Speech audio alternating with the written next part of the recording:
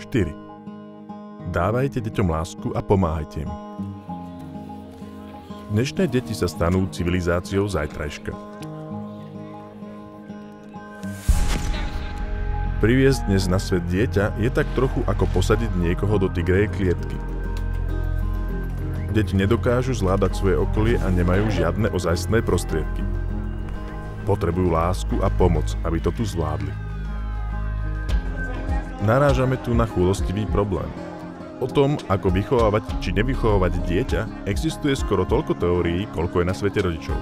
A keď sa to robí zle, výsledkom môže byť množstvo zármutku a človek si tým dokonca môže skomplikovať neskoršie roky svojho vlastného života.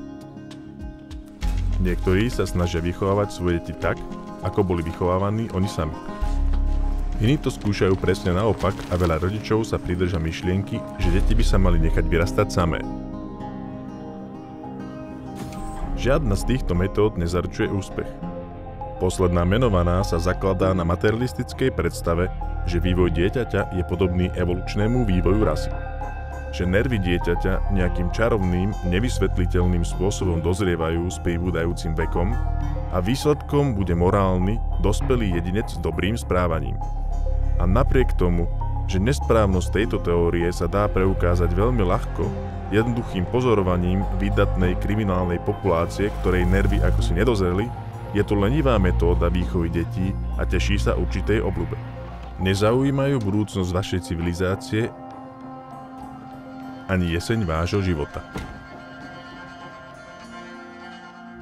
Dieťa je tak trochu ako list nepopísaného papiera. Keď nám napíšete nesprávne veci, bude hovoriť nesprávne veci. Ale na rozdiel od listu papiera, dieťa môže začať písať samé. Má sklon písať veci, ktoré už boli napísané. Problém komplikuje skutočnosť, že kým väčšina detí je schopná značnej slušnosti, zopár sa ich narodí choromyselných a dnes sa niektoré rodia dokonca drogovo závislé. A takýchto prípadov je mimoriadne málo. Snaha kúpiť si dieťa záplavou hračiek a vecí, alebo mu natláčať lásku a ochraňovať ho, nevedie k ničomu dobrému.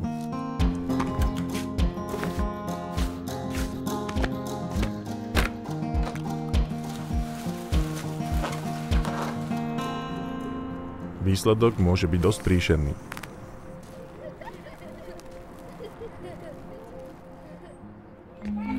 Človek musí mať jasno v tom, čo sa snaží z dieťaťa vychovať.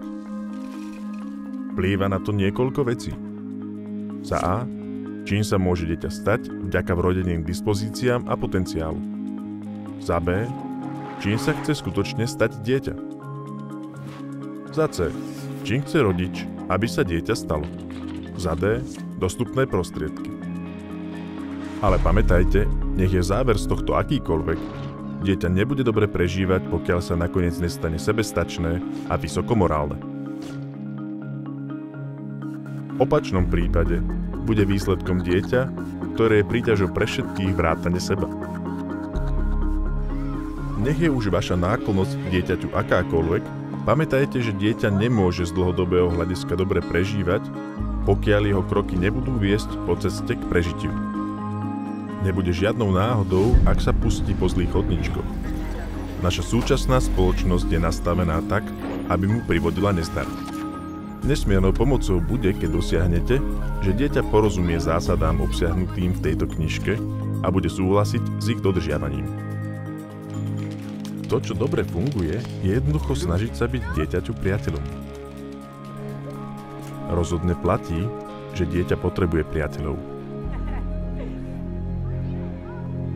Snažte sa vždy zistiť, čo je pre dieťa skutočný problém a pomôžte mu ho vyriešiť bez toho, aby ste potláčali jeho vlastné riešenie. Pozorujte ich. A toto platí dokonca i na bábätká. Počúvajte, čo vám deti hovoria o svojom živote. Nechajte ich pomáhať. Ak to neurobíte, prevalcuje ich pocit záväzku, ktorý potom musia v sebe dusiť.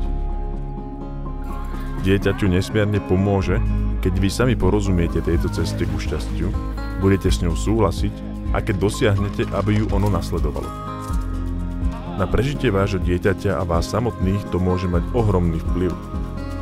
Dieťaťu sa bez lásky skutku nedarí dobre. Väčšina detí má v sebe prebytok lásky, ktorú dokážu opätovať. Cesta ku šťastiu je cestou lásky a pomoci deťom od ich narodenia až po prach dospelosti.